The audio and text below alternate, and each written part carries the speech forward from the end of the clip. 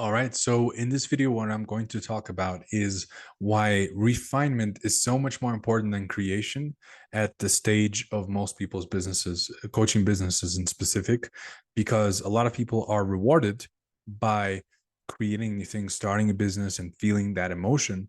But instead, refinement is actually what's going to take them to the next level, which is a bit counterintuitive, right? But I'll explain in a second.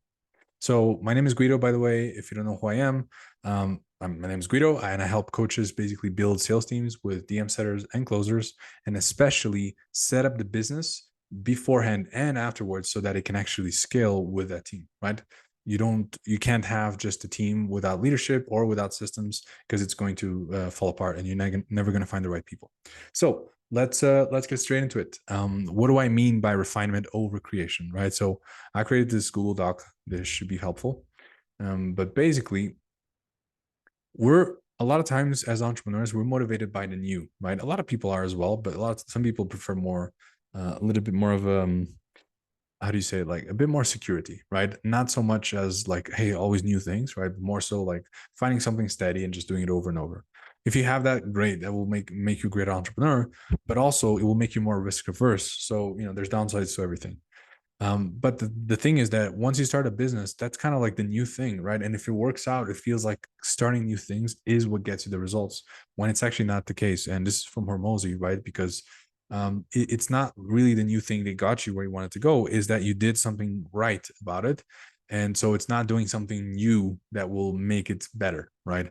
And so in reality, like once the journey has started, like for a long time, what you should be doing is refining instead of creating, for basically three reasons, right? What I mean by this is, instead of creating new systems, creating new SOPs or things like that, you want to instead refine things. You want to create like a baseline and then refine things until there's nothing left to do.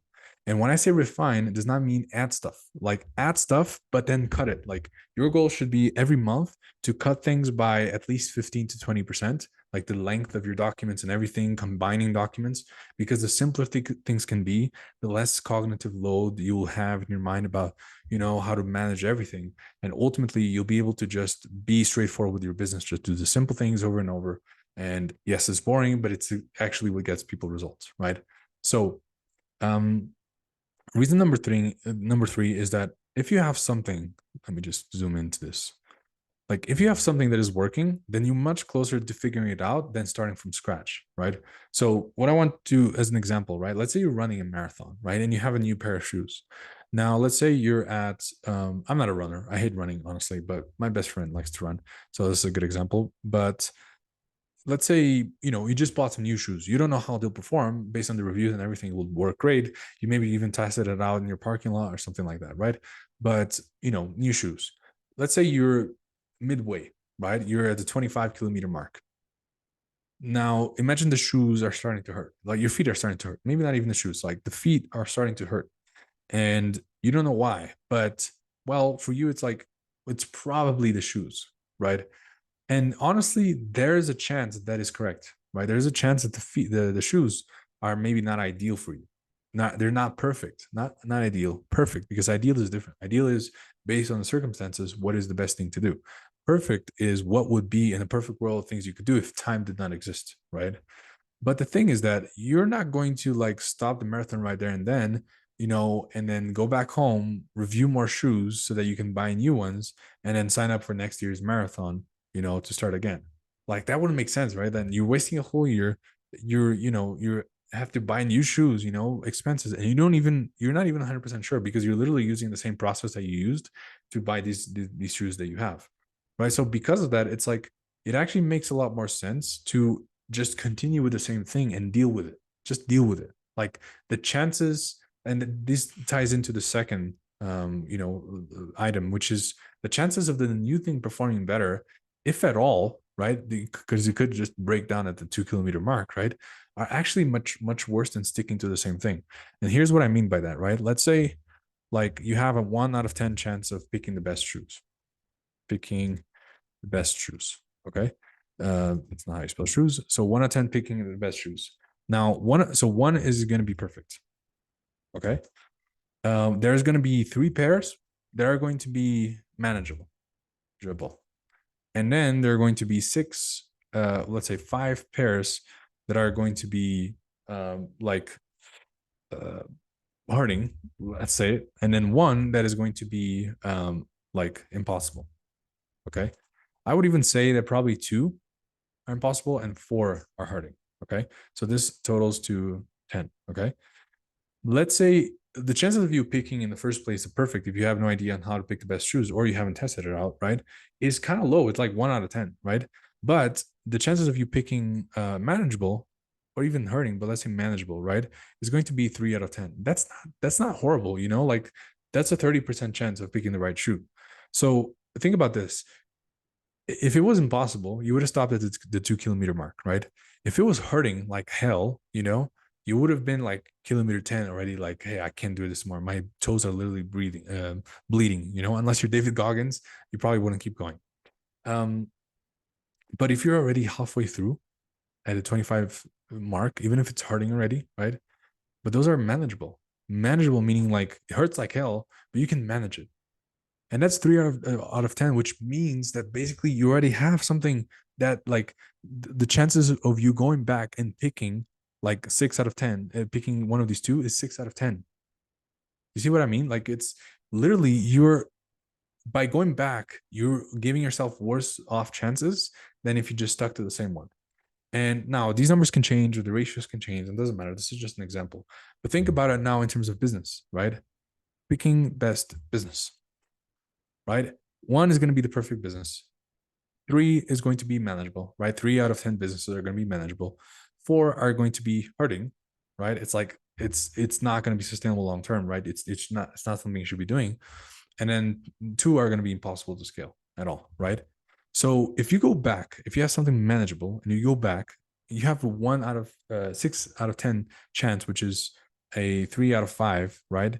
Which is 60% chance of picking something that's not going to work long term, or is going to be excruciatingly painful, and you're going to drag your feet, right?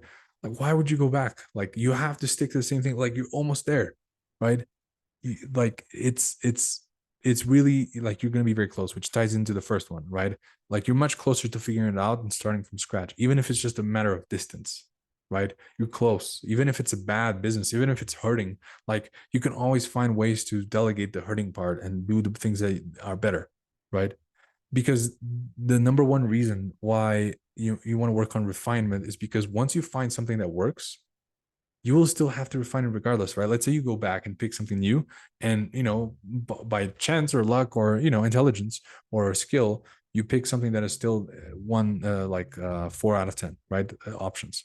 So if that's the case, like, you're still going to have to refine it because it's not going to be perfect as it is, right? Even the perfect business will require refinement. So if you have to refine something and you have to switch your mentality from creation to refinement, then you might as well refine what's in front of you, right? Because the refinement process will have to happen, and it's boring, it's grueling, and it feels like it's not working out, and it feels like it's never going to work, and you're not, all the reasons of the dip, right, from Seth Godin are going to come in, are going to tell you shouldn't be doing this, but you always have to go through it. So you might as well stick to it because you're so close, right? And the last thing you want to do is to switch, because you'll have to start again. You'll feel excited in the beginning, but you'll go through the same journey and you'll never break through, which happened to me, right? So once you have something that works and you're getting to 10, 20K per month, just focus on refinement, right? Focus on the constraint, right? Am I not booking enough calls? Okay, how can I book more calls? Either I do them myself, I have a better script, or I hire a setter, right?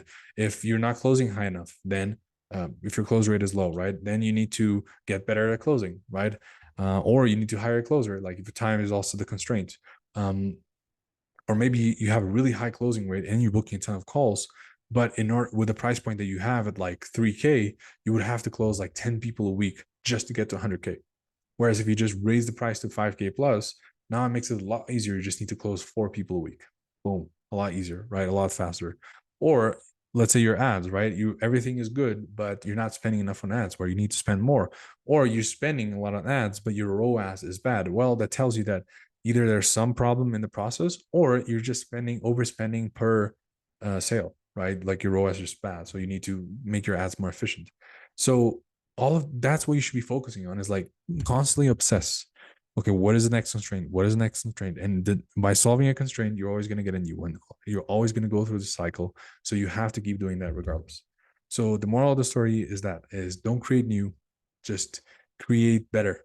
That's it, more and better, right? Like Hormozy says, just focus on the things that are gonna get you to the next level, which are the refinement process and not the creation process. So hope that was helpful. Avoid my mistakes and you'll do better. And yeah, hope that was helpful. If you want more advice on how to hire, set and closer, and fix some of these systems and these constraints as a coaching business, feel free to subscribe. I have a lot of videos coming out. And yeah, have a great day and hope that was helpful.